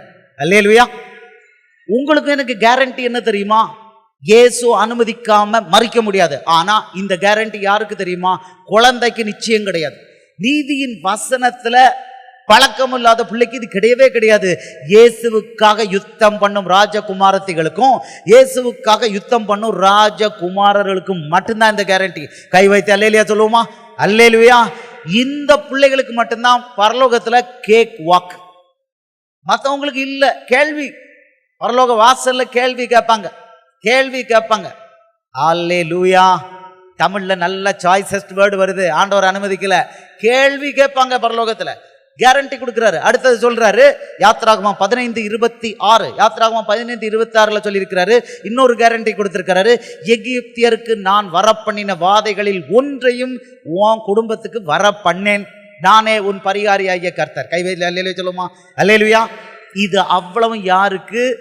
ராஜகுமாரன், யுத்தத்துக்கு போற ராஜகுமாரன் ராஜகுமாரத்தி அவங்களுக்கு தான். பரிசுத்த ஆவியானவர்ல நடத்தப்படுறவங்களுக்கு தானே தவிர சும்மா படுத்து கிடந்துட்டு 6 நாள் உலகத்துல இருந்துட்டு 7வது நாள் சபைக்கு சும்மா வந்துட்டு போறவங்க, தனக்குன்னு வாழ்ற கிறிஸ்தவனுக்கும் மற்றவனுக்கும் எந்த வித்தியாசமும் கிடையாது. சகோதரனே சகோதரியே, எவர்களிடம் அதிகம் கொடுக்கப்பட்டிருக்கிறதோ அவர்களிடம் அதிகம் கேட்கப்படும். இந்த வேதாகமம் இன்று உங்க கையில என் கையில இருக்குது. இந்த வேதாகமம் தெளிவா சொல்லுது. ஏசப்பா சொல்லியிருக்காரு, மத்தேயு 7:19 சொல்றாரு. மத்தேயு 7:19, நல்ல கனி கூடாத மரமெல்லாம் வெட்டுண்டு அக்கினியிலே போடப்படும். அல்லேலூயா. கை வைத்து அல்லேலூயா சொல்லுவோமா? அல்லேலூயா. வருகைக்கு தயாரானமா சகோதரனே சகோதரியே?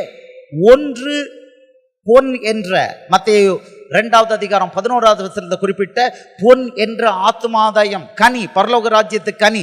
2வது 1 மணி நேரம் 2 மணி நேரம் ராத்திரியோ அதிகாலையிலையோ எழுந்து அழுது ஜெபம் பண்ணணும். இயேசு பண்ணினாரு.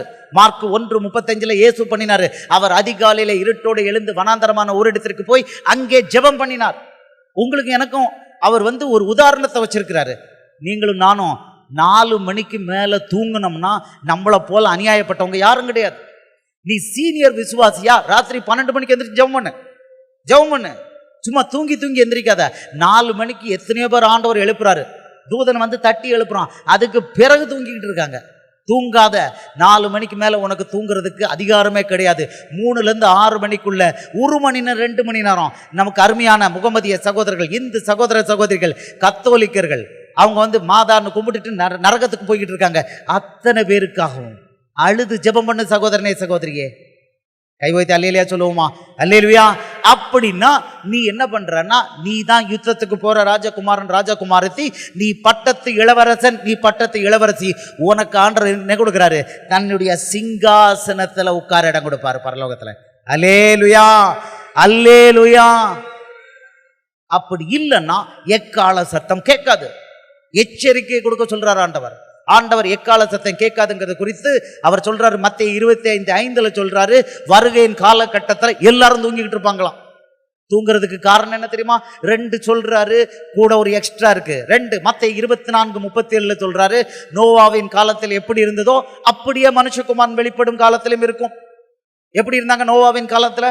கொடூரமா இருந்தாங்க அப்படிங்க ஆதியாகமம் 6வது அதிகாரத்துல பாக்குறோம். 6வது அதிகாரத்துல பாக்குறோம், கொடூரம், பூமி கொடுமையினால் நிறைந்திருந்தது. ஆதியாகமம் 6:11. இன்னைக்கு அப்படி இருக்குது. பேப்பர்ல படிச்சா பதபதைக்குது. பதபதைக்குது. அது சகோதரர் அழகா சொன்னார். 50,000 குழந்தைகள் ஒரு வருஷத்துக்கு காணாம போகுது. அரசாங்கம் அதை கண்டுக்கல. நரபலி கொடுக்குறாங்க பிள்ளைங்களை, விபச்சாரத்தில் ஈடுபடுத்துறாங்க. 2-3 நாளைக்கு முன்னால சென்னையில பார்த்தோம், ஒரு பையனை டிரான்ஸ்ஜெண்டரா மாத்திட்டாங்க, அன்னகரா மாத்திட்டாங்க, தனக்கு வருமானம் வேணும்னு. 3 நாளைக்கு முன்னால ஒரு பேப்பர்ல 24 வயசு பொண்ணு தானேல விபச்சாரத்துக்கு முடியாது அப்படின்னு சொன்னவன அந்த பெண்ணோட 2 மார்பகங்களை 3 பேர் சேர்ந்து வெட்டி எடுத்துட்டாங்க. கொடூரம் கொடூரம், பூமி கொடுமையினால் நிறைந்திருந்தது. இன்னைக்கு அது வந்துருச்சு. அது ஒரு சைன். லூக்கா 17வது அதிகாரம் 28வது வசனம். லூக்கா 17:28 சொல்றாரு, கடைசி நாட்கள் எப்படி இருக்குமா, லோத்தின் காலத்தில் எப்படி நடந்ததோ அப்படியே மனுஷகுமாரன் வெளிப்படும் காலத்தில் நடக்கும். லோத்தின் காலத்தில் என்ன நடந்தது? ஆதியாகமம் 19வது அதிகாரத்துல பார்க்கிறோம், ஓரின சேர்க்கை. இன்னைக்கு ஓரின சேர்க்கை இந்தியால வந்துருச்சு. காங்கிரஸ் கட்சி மத்திய அரசாங்கத்துல போய் சுப்ரீம் கோர்ட்ல போய் ஆர்கியூ பண்ணுது, ஓரின சேர்க்கை கண்டிப்பா வேணும். என்னமோ அது திருநெல்வேலி அல்வா மாதிரி. இன்னைக்கு ஒவ்வொரு கட்சியும் அவங்களோட தேர்தல் அறிக்கையில நாங்கள் ஓரின சேர்க்கையை ஆதரிப்போம். என்ன நாடு போயிட்டு பாருங்க, வந்துருச்சு. ஆனா சகோதரனே சகோதரி, நீனும் நானும் என்ன லட்சணத்துல இருக்கோம்? வேதம் சொல்லுது தூங்கிக்கிட்டு இருக்கோங்கிறாரு. தூங்கிக்கிட்டு இருக்கோம். தூங்கி கொண்டிருக்கிறதுனால கடுமையான யுத்தம் நமக்கு எதிராக ஏவி விடப்பட்டிருக்கு. நிக்கிறதுக்கு திராணி இல்லாம இருக்கும். உங்களுக்கும் எனக்கும் பிசாசை மட்டம் கடிச்சு அவனுக்கு மரண தண்டனை கொடுக்கிற அதிகாரத்தை கொடுத்திருக்காரு. ஆனா நீங்களும் நானும் பிசாசு துரத்துனா நம்ம ஓடிக்கொண்டே இருக்கிறோம். 2 விஷயம், இது அல்லனா அது. ஆவிக்குரிய வாழ்க்கையில ஒன்று பிசாசு உங்களை பின்னால இருந்து துரத்துனா, இல்லைன்னா பிசாசை நீங்க துரத்திக்கிட்டு இருக்கீங்க. 2ல 1 தான். சகோதரனே சகோதரியே, குழந்தையா நீ இருந்தன்னா பிசாசு உன்னைய துரத்துக்கிட்டே இருப்பான். அப்பப்போ ஆஸ்பத்திரியில ஐசியூல போய் படுத்துட்டு வருவ, செத்தும் போவாங்க ஆக்சிடென்ட்ல. ஆனா நீ பிசாசை துரத்துறன்னா வரும். இன்னைக்கு சகோதரர் மோகன் சி லாசரஸ் வச்சு ஆண்டவர் இவ்வளவு வல்லமையான காரியங்களை பண்றார். பிசாசுகளை துரத்துகிறார். பிசாசுகளை துரத்துகிறார். எப்படி வியாதியஸ்தர்களை இயேசுவின் நாமத்தில் சொஸ்தப்படுத்துகிறார். அல்லேலூயா, அல்லேலூயா. அந்த அதிகாரம் அவருக்கு மட்டும்தான் தரப்பட்டிருக்கிறதா? வேதத்துல தெளிவா பார்க்கிறோம். 1 பேதுரு 2:9 ஒவ்வொரு ஆண்டவருடைய பிள்ளையும் ராஜாவுடைய பிள்ளை, பிரதான ஆசாரியருடைய பிள்ளை. ஒவ்வொரு பிள்ளையும் அதை செய்யணும்னு ஆண்டவர் எதிர்பார்க்கிறார். அப்படி செய்யும் பொழுது பிசாசின் ராஜ்யம் அழிக்கப்படுது, தேவனுடைய ராஜ்யம் கட்டப்படுகிறது. அல்லேலூயா, அல்லேலூயா, அல்லேலூயா. கடைசி நாட்கள்ல சபை தூங்குறதை எப்படி கண்டுபிடிக்கலாம் தெரியுமா? உங்களுக்கெல்லாம் கொஞ்சம் கோபமா கூட இருக்கலாம். என்ன இந்த பிரதர் இப்படிலாம் நம்மளை சொல்றாரு? நம்ம எல்லாம் கரெக்டா அந்த திறப்பின் வாசல் ஜெபத்துக்கு வரணும், நல்லது இல்லைன்னு சொல்லல. நமக்கு வியாதி இருந்தா பாஸ்டர் வச்சு ஜெபம் பண்றது தப்பு கிடையாது, தப்பு கிடையாது. ஆனா நம்மளை வச்சு நிறைய பேர் வியாதிக்கு குணப்படுத்தணும்னு ஆண்டவர் இருக்கிறாரு. நமக்கு ஒரு பாஸ்டர் ஜெபம் பண்ணட்டும், நம்ம மற்றவங்களுக்கு ஜெபம் பண்ணி பிசாசை ஓட்ட வேண்டாமா? மார்க் 16:17 ஆண்டவர் ஒரு அடையாளத்தை கொடுக்கிறாரு. விசுவாசிகளால் நடக்கும் அடையாளங்களாவன, என் நாமத்தினாலே பிசாசுகளை துரத்துவார்கள், நவமான பாஷைகளை பேசுவார்கள், சர்ப்பங்களை எடுப்பார்கள், சாவுக்கு ஏதுவான யாதொன்றை குடித்தாலும் அது அவர்களை சேதப்படுத்தாது, வியாதியஸ்தர்கள் மேல் கைகளை வைப்பார்கள், அப்பொழுது அவர்கள் சொஸ்தமாவார்கள். இது யாருக்கு அடையாளங்க? இது யாருக்கு அடையாளம்? விசுவாசிக்குள்ள அடையாளம். நம்ம ஏற்கனவே பார்த்தோம் விசுவாசி யாரு, சீஷர் யாருன்னு பார்த்தோம். விசுவாசி என்ட்ரி லெவல், சீஷன் 3 படி மேல. விசுவாசியை வச்சு எவ்வளவு அடையாளம் இருக்கணுங்கிறாரு. எப்படியா? விசுவாசி கை வச்சா பிசாசு ஓடணுமா? எத்தனை பேர் கை வச்சா பிசாசு ஓடுது சகோதரனே சகோதரியே? எத்தனை பேர் நம்ம கை வச்ச வியாதியஸ்தர்கள் சொஸ்தமாறாங்க? இல்லைன்னா, இதெல்லாம் அடையாளங்கள்லாம் இல்லைன்னா நமக்கு என்ன பெயர்? கடைசி நாட்களில் இந்த அடையாளங்கள், ஆண்டவருடைய பிள்ளைகள் வாழ்க்கையில இந்த அடையாளங்கள் கம்ப்ளீட்டா மிஸ் இருக்குங்கிறார். நான் இதுவரைக்கும் 550 560 கூட்டங்களில் போய் பேசியிருக்கேன் கடந்த 3 வருடங்கள்ல. வாரம் ஆண்டவர் கூட்டி போய்கிட்டு இருக்காரு. இந்த வாரம் 8 கூட்டம், போன வாரம் 5 கூட்டங்கள் போய் கொண்டிருக்கும் பொழுது அங்க செக் பண்றேன். ஆவிக்குரிய சபையா இருக்கட்டும், ஆவி இல்லாத சபையா இருக்கட்டும், கேட்கிறேன் எத்தனை பேருக்கு பிசாசு ஓடுதுன்னு கேட்டா ஒரு கை கூட எந்திரிக்க மாட்டேங்குது. ரொம்ப ரேரா போனா 2 கை மெதுவா எந்திரிக்குது. எத்தனை பேர் கைக்கு இயேசு வியாதியஸ்தர்களுக்கு சொஸ்தம் அளிக்கான்னு கேட்டா அதுக்கு கை உயர மாட்டேக்கு. இதுதான் ஆவிக்குரிய தூக்கத்தின் நிலை. இப்படி ஆவிக்குரிய தூக்கத்தில் இருப்பவர்கள் கைவிடப்படக்கூடிய நிலையில் இருப்பார்கள். கை வைத்து அல்லேலூயா சொல்லுவோமா? அல்லேலூயா. காரணம் இதுதான் ஆண்டவர் சொல்லிட்டாரு. 1 உலகத்தின் தாக்கம், 2வது தேவன் அனுமதிக்காத உறவுகள். என் வீடு என் வாசல்னு போய் கொண்டிருக்கும் பொழுது எனக்கு 2 மனைவி 3 மனைவி அப்படின்னு 3 கணவன் 2 கணவன் இப்படி பெண்களும் ஆண்களும் மாற்றி மாற்றி போகும் பொழுது இது நடக்குது. அல்லேலூயா, அல்லேலூயா.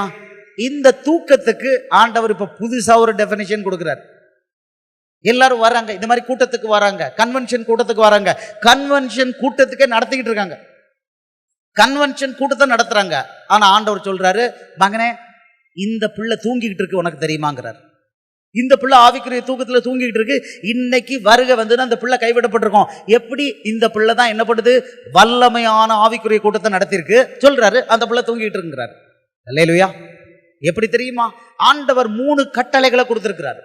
3 கட்டளைகளை கொடுத்திருக்கிறாரு. ஒன்று, முழுக்கு ஞானஸ்நானம் எடுக்கணும்.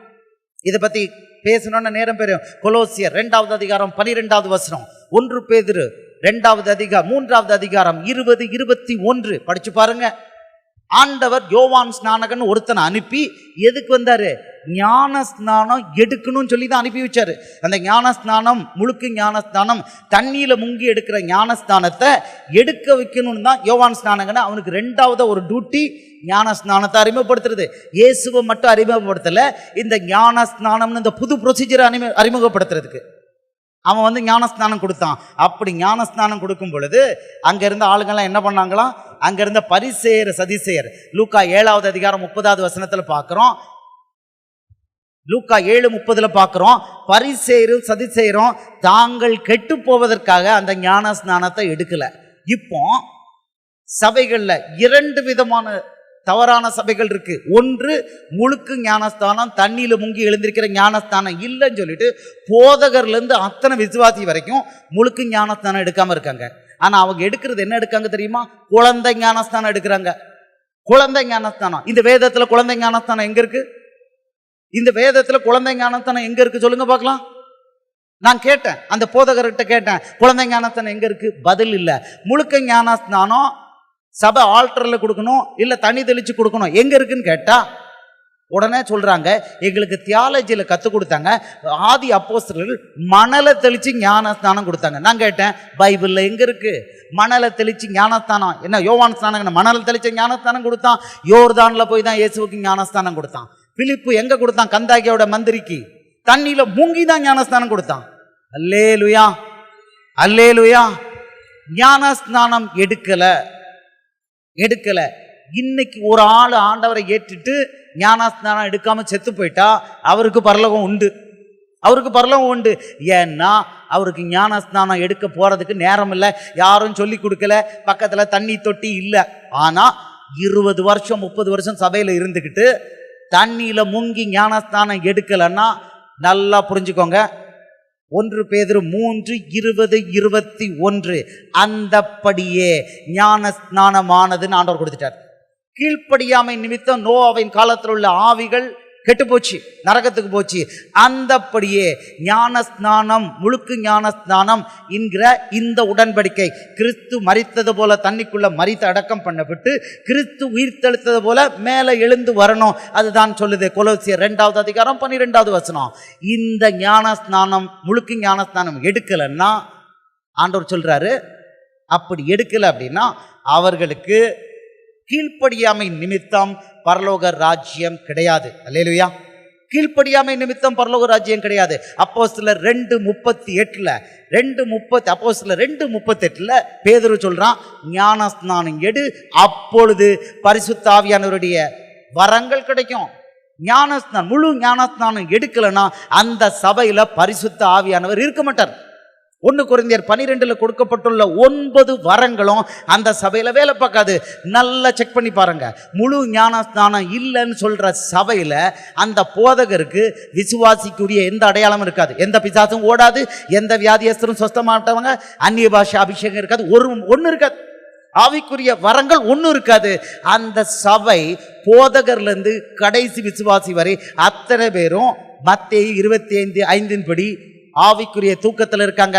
முழு சபையும் கைவிடப்படும், கீழ்ப்படியாமையின் நிமித்தம் கைவிடப்படும், தேவ சித்தத்தை நிறைவேற்றாதனால கைவிடப்படும். நம்பர் 1 இது. நம்பர் 2, 2வது ஒரு சபை இருக்குது, இவர்களுக்கு ஞானஸ்தானம் ஒன்று, ஆனா சொல்றாங்க அந்நிய பாஷை அபிஷேகம் கிடையாது. அந்நிய பாஷை அபிஷேகம் கிடையாது. அப்போஸ்தலர் 2வது அதிகாரத்தை படிச்சு பாரு. கட்டடம் அதிரும்படியாக ஆவியானவர் இறங்கினார்.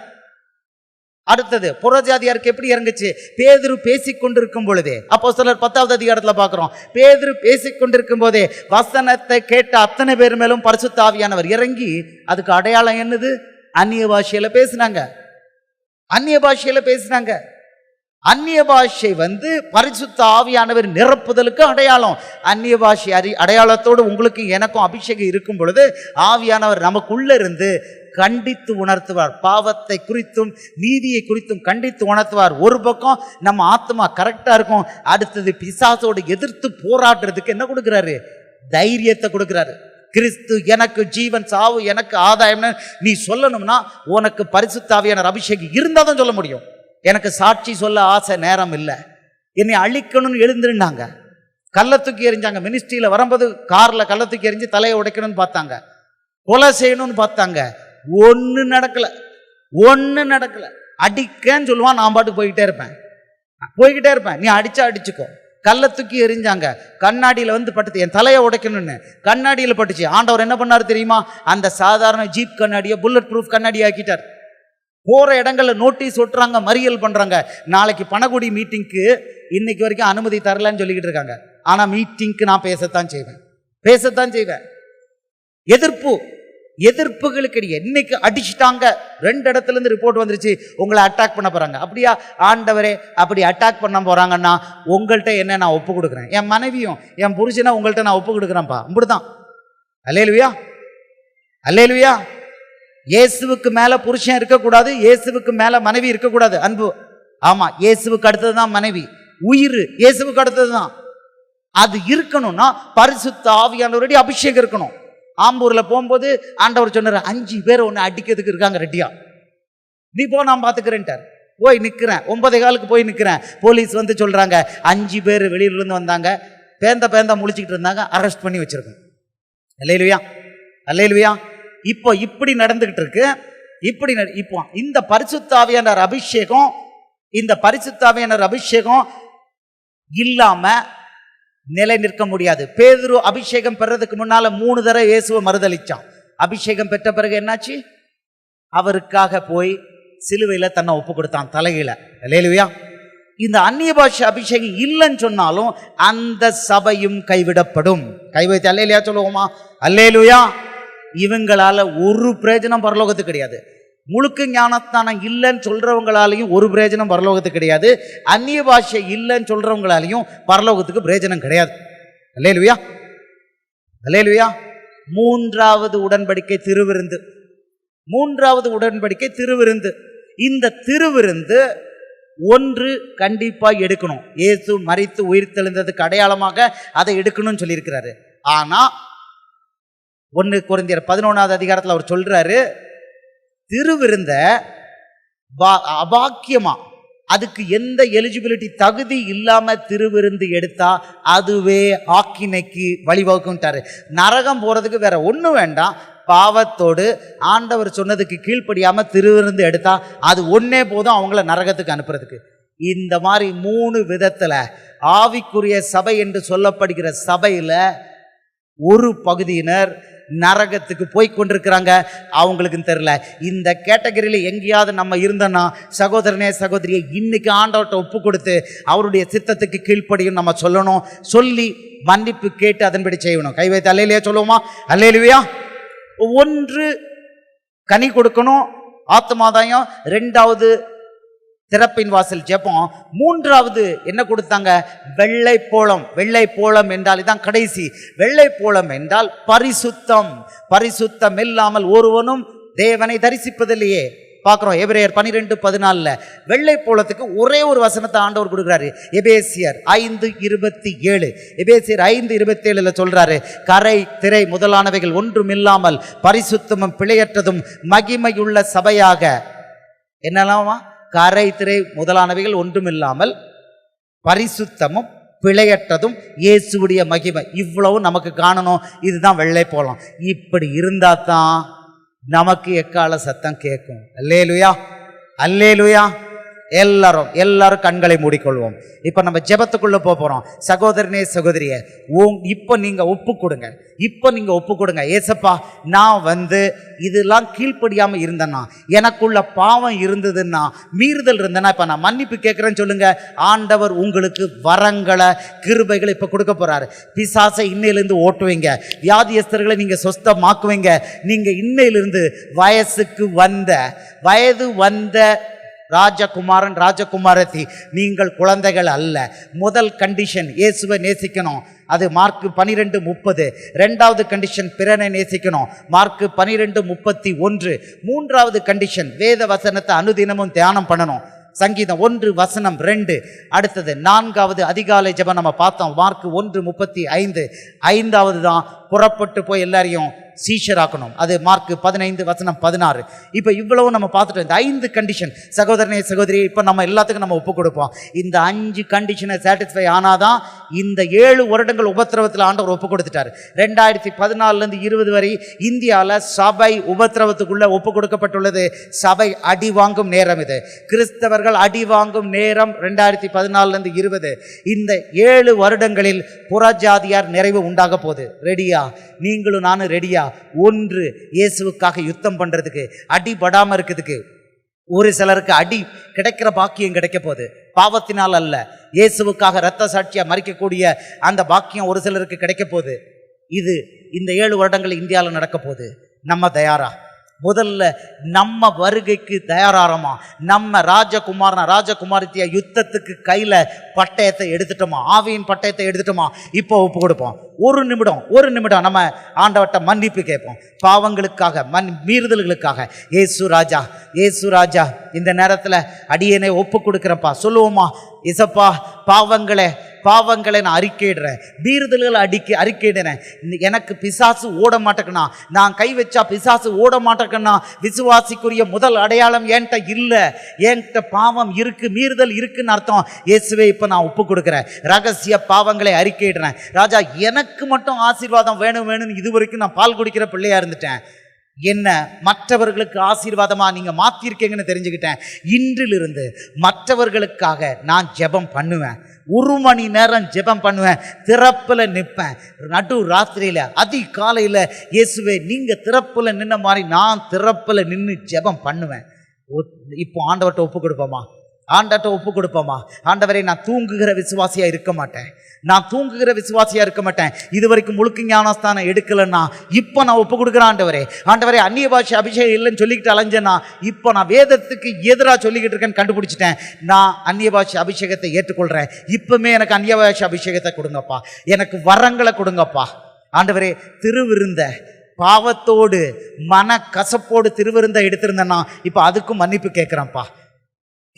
மன்னிப்பு கேட்போமா? ஆண்டவர் உங்க மேல இப்ப இறங்க போறாரு. புதிய வரங்களை, புதிய அபிஷேகங்களை கொடுக்க போறாரு. உங்களை யுத்த வீரர்களா, வீராங்கனைகளாக இப்ப இங்கிருந்து அனுப்ப போறாரு. ராஜகுமாரத்தியை உருவிய பட்டயத்தோடு நீ பிசாசோடு யுத்தம் பண்ணணும். நீ ஆவிக்குரிய யுத்தம் பண்ணி பிசாசை மடங்கடிக்கணும். நீ இருக்கிற இடத்துல பிசாசு இருக்க முடியாது. உன்னிடம் பரலோக தேவனுடைய வல்லமை இருக்கு. உனக்கு தேவ தூதர்கள் பணிவிடையா இருக்கிறாங்க. எபிரேயர் 1:14 தேவ தூதர்கள் உனக்கு பணிவிடை ஆவிகளா இருக்கிறாங்க. நீ சாதாரணமானவன் அல்ல, நீ ராஜகுமாரத்தி. உங்ககிட்ட இருக்கிறது பரலோக தேவன். அவர் பிரதான ஆசாரியர். நீனும் ஆசாரிய ஊழியம் பண்ணப்பட்டவர். நீ கை வைக்கும் போது பிசாசு ஓடணும். நீ கை வைக்கும் போது வியாதி சுகமாகணும். நீ கை வைக்கும் போது பில்லி சூனிய கட்டு செய்வன கட்டு உடையணும். நீ கை வைக்கும் போது குழந்தை இல்லாதவர்களுக்கு குழந்தை உண்டாகணும். பிசாசின் கட்டுகள் உடைக்கப்படணும். உனக்கு அந்த அதிகாரம் இருக்கிறது. பெற்றுக்கொள். ஹோக்கரபா ரீபலபா ரிக்கபா. யாருக்கு அந்நிய பாஷை அபிஷேகம் இல்லையோ இப்ப அந்நிய பாஷை அபிஷேகம் இறங்குது. உன்னை அபிஷேகிக்கிறதுக்கு ஆண்டவர் இன்னைக்கு முடிவு செஞ்சிருக்கிறார்.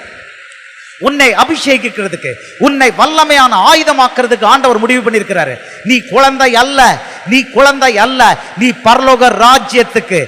பரலோக ராஜ்யத்துக்கு முக்கியமான யுத்த வீரன், வீராங்கனை, ராஜாவுடைய பிள்ளை, இளவரசி, பட்டத்து இளவரசி. அறைகளை கட்டிக்கொள். பட்டயத்தை எடு, பட்டயத்தை எடு, தலைச்சீராவை போடு. வேத வசனம் உனக்கு அனுதினமும் சாப்பாடா இருக்கணும். வேத வசனத்தின் மேலும் உயிர்ப்பிக்கப்பட்டாய். வேத வசனம் உனக்கு உச்சந்தலையிலிருந்து உள்ளங்கால் வரைக்கும் இருக்கணும்.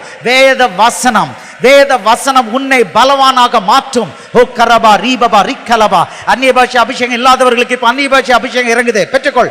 அந்நிய பாஷை அபிஷேகம் இல்லாதவர்களுக்கு நீ கீழ்ப்படிவதற்கு ஒப்பு கொடுத்தனால ஓ மேல அந்நிய பாஷை அபிஷேகம் இறங்குது, பெற்றுக்கொள். இயேசுவின் கரத்திலிருந்து அந்நிய பாஷையை பெற்றுக்கொள். 5 4 3 2 1 பெற்றுக்கொள். அந்நிய பாஷை அபிஷேகத்தை பெற்றுக்கொள்.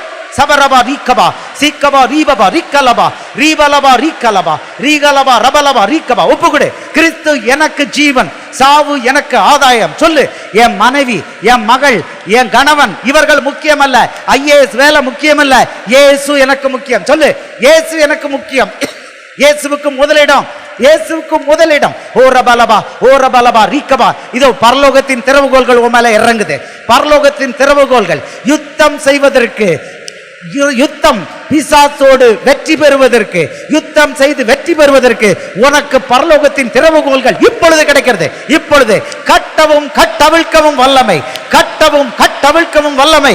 இதோ நீ பிசாசுகளை எதிர்த்து போராடி வெற்றி கொள்வாய். சர்ப்பங்களையும் தேள்களையும் மிதிப்பாய். சத்துருவினுடைய சகல வல்லமையை நீ மேற்கொள்ளுவாய். ஒன்றும் உன்னை சேதப்படுத்த மாட்டாது. பெற்றுக்கொள் பரலோக அதிகாரத்தை இயேசுவின் கரத்திலிருந்து பெற்றுக்கொள். இயேசுவின் கரத்திலிருந்து பரலோகத்தின் திறவுகோல்கள் 5 4 3 2 1 பெற்றுக்கொள். கட்டவும் கட்டவிழ்க்கவும் வல்லமையை பெற்றுக்கொள். இயேசுவிடமிருந்து பெற்றுக்கொள். கடைசியாக பிசாசுக்கு மரண தண்டனை கொடுக்கிற அதிகாரம். Nuclear bomb. ராஜகுமாரனை, ராஜகுமாரத்தியே, யாரெல்லாம் பிசாசுக்கு நான் மரண தண்டனை கொடுக்க போறேங்கிறவங்க ஆண்கள் 2 கை உயர்த்திக்கோங்க, பெண்கள் வலது கை உயர்த்துங்க. இது மிக முக்கியமான அதிகாரம். இது தேவனுடைய விரல் என்ற அதிகாரம். தேவனுடைய விரல். லூக்கா 11:20 இயேசு சொல்றாரு, நான் தேவனுடைய விரலினாலே பிசாசுகளை துரத்துகிறபடினால் தேவனுடைய ராஜ்யம் உங்களிடத்தில் வந்திருக்கிறதுன்னு சொல்லியிருக்கிறாரு. சகோதரனே, சகோதரே, உன்னிடம் தேவ ராஜ்யம் வந்திருக்கிறதா? இப்பொழுது கை உயர்த்திருக்கிற அத்தனை பேர் மேலையும் பிசாசுகளுக்கு மரண தண்டனை கொடுக்கிற வல்லமை. நீ பிசாசுகளை போன் கட்டளை இடாத. இயேசுவின் நாமத்துல பிசாசை உன்னை பாதாளத்துல போய் கட்டுன. இயேசுவின் நாமத்துல உன்னை பாதாளத்துல போய் நிரந்தரமா ஆணி அடிக்கிறேன். பெரிய கதை பேசாத. பிசாசுக்கு பிடிச்ச ஆள்கிட்ட போய் சொல்லு, பிசாச உன்னை பாதாளத்துல போய் இயேசுவின் நாமத்துல கட்ட போறேன். 5 எண்ணி கட்ட போறேன். எப்படி செய்யணும்?